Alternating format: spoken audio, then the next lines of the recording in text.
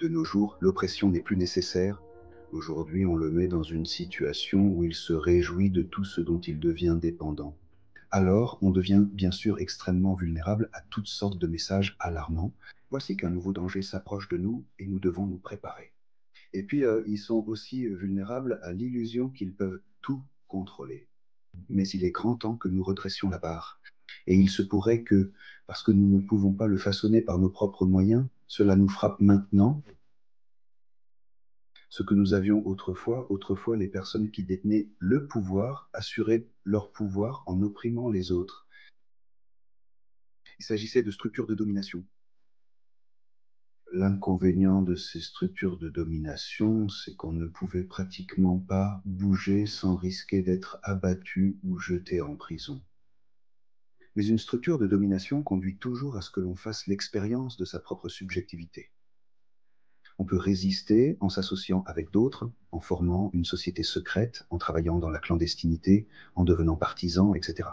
Donc, les structures de domination sont certes de belles structures avec lesquelles on peut conserver le pouvoir, mais elles font que ceux qu'on domine restent, pour ainsi dire, des êtres humains vivants, qui veulent encore quelque chose, qui agissent en tant que sujets, qui préservent aussi leur dignité d'une certaine manière, on peut dire, qui sont certes dominés, mais ne se laissent pas dominer.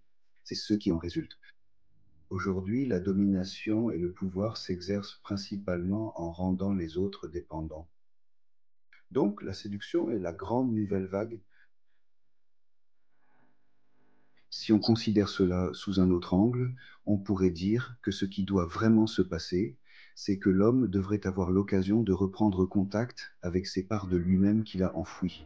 Toute cette sensualité, cette corporalité, cette joie de découvrir, ce désir de créer, tout ce que tu as ressenti en toi autrefois, tout cela a disparu ici. Malgré un fonctionnement optimal et un grand succès, en réalité, tu n'es plus vraiment vivant.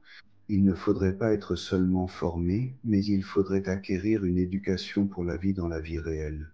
Il faudrait réapprendre comment mener une vraie vie. Et nous faisons passer notre jeune génération par des établissements de formation.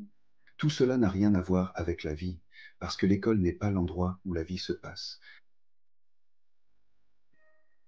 Ensuite, ils se lancent, et parfois il faut attendre qu'ils aient 50 ou 60 ans et que tout se soit effondré sous leurs pieds. Ils restent très performants jusqu'à ce qu'ils se confrontent à eux-mêmes. Vers 45 ans, ils ont fait carrière, et puis soudain ce désir apparaît, ce serait quand même beau d'avoir un enfant. Et on n'a pas réussi à le faire pendant tout ce temps. Et sortir de cette situation et retrouver ce qui nous appartient vraiment quand cela a été absent si longtemps, ce n'est pas si simple. Je comprends très bien qu'il y ait beaucoup de gens qui ne savent même plus ce qu'ils voulaient vraiment eux-mêmes et qui se sont tellement identifiés à ce qu'ils étaient censés vouloir qu'ils le prennent aussi pour leur propre désir. Les parents observent l'enfant tout le temps pour voir s'il va dans cette direction. Il est alors toujours aimé, apprécié et choyé quand il va dans cette direction. Et quand il se dirige dans une autre direction, il est montré de manière subtile que ce n'est pas souhaité. Et ainsi, on force les enfants, un peu comme un dompteur de cirque, on force l'enfant à une sorte de dressage. Cela implique que l'enfant vit une vie qui ne lui appartient pas. C'est la vie de ceux qui ont mis l'enfant sur cette voie. Et bien sûr, c'est terrible. Et pour sortir de cette situation, il faut, afin de pouvoir suivre le chemin d'une autre personne, donc pour pouvoir se mouvoir dans ce rôle d'objet dans la vie, il faut se couper de certaines parties de soi-même. Il n'y a pas d'autre moyen. C'est pourquoi nous ne voyons de tels processus de développement que dans des circonstances très particulières. Les circonstances sont les suivantes.